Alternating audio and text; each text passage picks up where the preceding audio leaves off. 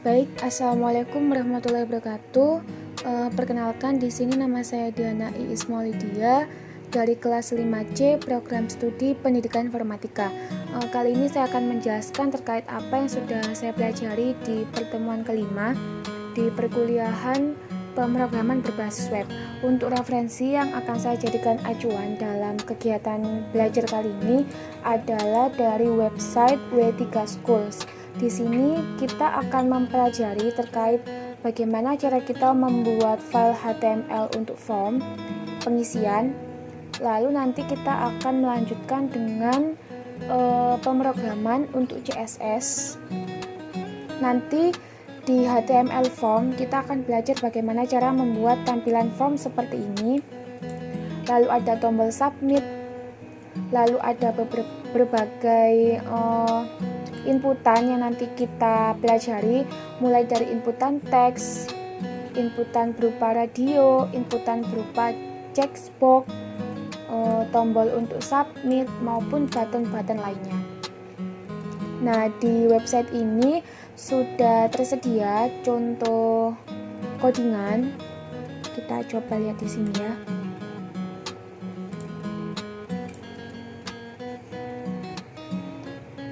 Nah, ini adalah salah satu codingan yang nanti tampilannya akan seperti ini.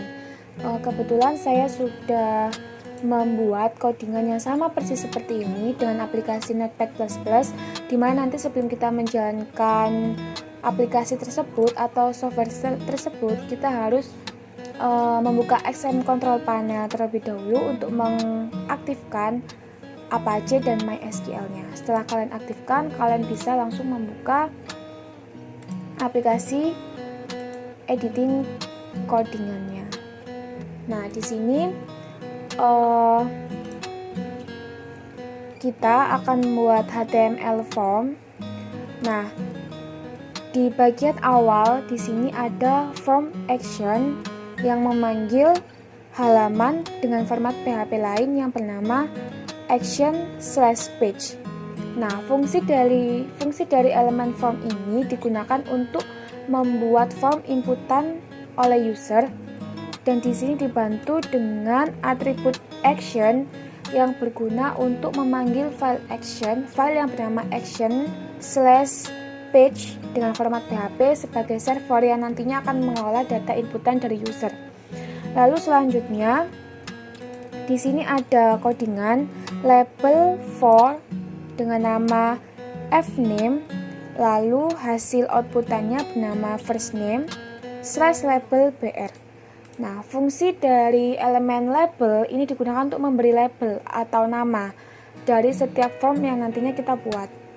Lalu ada atribut for, lanjutan dari label ini itu harus sama, namanya ini, fname ini harus sama dengan atribut ID dari elemen input di sini. Kalau di sini kita memberi nama fname, berarti di sini kita juga harus memberi nama fname. Gunanya apa? Untuk mengikat mereka secara bersama-sama. Jadi nanti nama fname ini akan terikat dengan atribut for dan ID yang ada di label firstname. Seperti itu. Lalu di sini ada elemen br yang berfungsi untuk memberi enter di setiap codingan kita, hasil codingan kita nanti.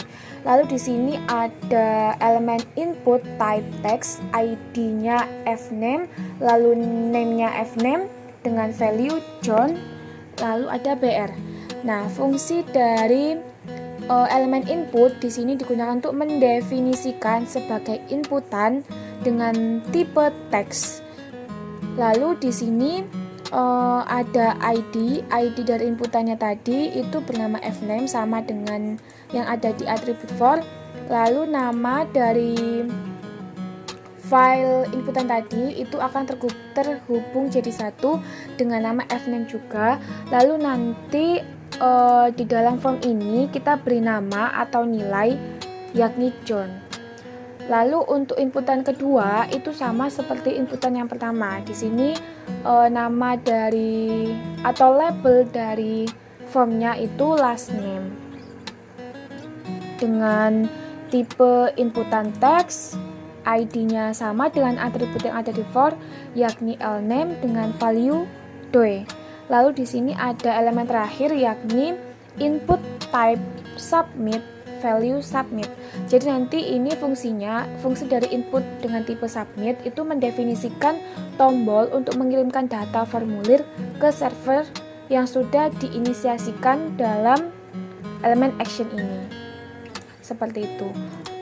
Kalau kalian penasaran nanti tampilannya seperti apa di halaman website, di sini saya sudah mencoba untuk membuka hasil dari codingan saya dengan cara localhost PBW. Ini folder dari yang sudah saya save di sini. Saya masukkan ke folder PBW dengan nama file pertemuan 5 HTML.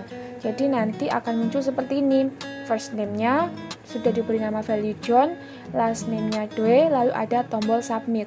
Nah, tombol submit ini nanti jika ditekan, data yang sudah terinputkan akan terkirim ke halaman dengan nama action/page yang formatnya PHP. Lalu di sini juga ada berbagai jenis button, inputan button yang kita pelajari, yakni yang pertama adalah inputan radio dengan ID inputnya namanya HTML yang masuk ke dalam satu atribut name yakni Five Language, lalu value atau nilai dari HTML ini ada HTML. Lalu di sini ada penggunaan elemen label yang digunakan untuk memberi nama dari output tipe radio ini. Jika kalian penasaran input radio itu tampilan seperti apa, yakni seperti ini. Muncul inputan seperti ini. Nah, ini kita bisa input. Nah, fungsi dari radio ini memilih satu atau lebih pilihan yang tersedia. Seperti itu.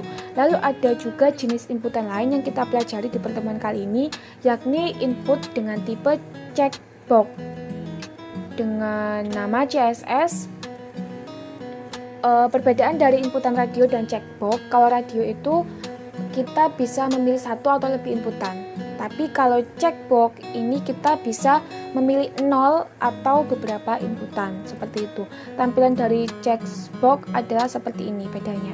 Kalau ini lingkaran, kalau ini kotak. Nah, kalau lingkaran sekali kita mengklik seperti ini, kita tidak bisa mengembalikannya. Tuh. Tapi kalau checkbox bisa, karena fungsi dari inputan checkbox itu memilih 0 atau beberapa inputan. Seperti itu. Kita runkan sekali lagi ya. Nah, seperti ini.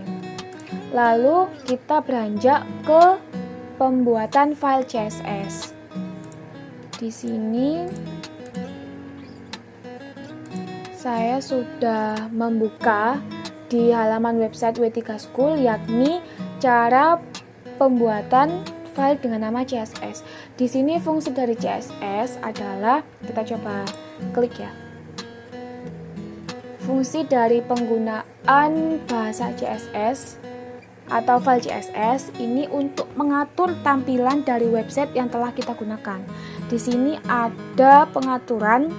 Di sini untuk mengatur CSS itu sebenarnya ada 3 cara, yakni diatur ke dalam file berbeda dengan format CSS yang nantinya bisa kita panggil di file HTML kita, atau yang kedua kita atur di elemen tersendiri yakni elemen style di dalam head. Nanti ini akan yang mengatur tampilan yang ada di elemen body, atau kita mengaturnya secara langsung di setiap elemen. Di sini ada contohnya. Nah, semisal di paragraf pertama di heading kedua ini ada sebuah paragraf, dan di sini saya atur paragraf ini align center. Lalu ada juga sebuah paragraf yang saya atur colornya atau color dari tulisannya maupun background color dari tulisannya. Ini kita runkan ya. Nah, di sini di body kan diatur untuk heading 1 colornya white, color teksnya, dengan pengaturan teks align center berada di tengah-tengah. Lalu di dalam Elemen B, this is paragraph. Di sini diatur menggunakan font family bernama Verdana dengan ukuran 20. Seperti itu. Selain kita bisa mengatur di file CSS berbeda, lalu kita panggil di file HTML, kita bisa mengatur di elemen body yang diatur di dalam style. Lalu yang ketiga, kita bisa mengaturnya langsung di setiap elemen seperti ini. Kalau kalian penasaran ini penampilannya seperti apa, kita coba panggil ya. Kita kopikan alamatnya, kita panggil di halaman website terbaru, namanya pertemuan 3 ya. Seperti ini. Nah, kita bisa mengaturnya langsung di setiap elemen. Contoh di sini, paragraf yang ada di sini kita atur warnanya putih dengan background color purple. Ini contoh pengaturan CSS yang pertama. Pengaturan CSS yang kedua di sini di elemen style yang ada di body. Lalu pengaturan yang ketiga, kita buat file CSS sendiri dengan format CSS, nanti kita panggil di file HTML. Seperti itu. Mungkin itu saja yang dapat saya sampaikan di video kali ini. Semoga bermanfaat. Saya akhiri.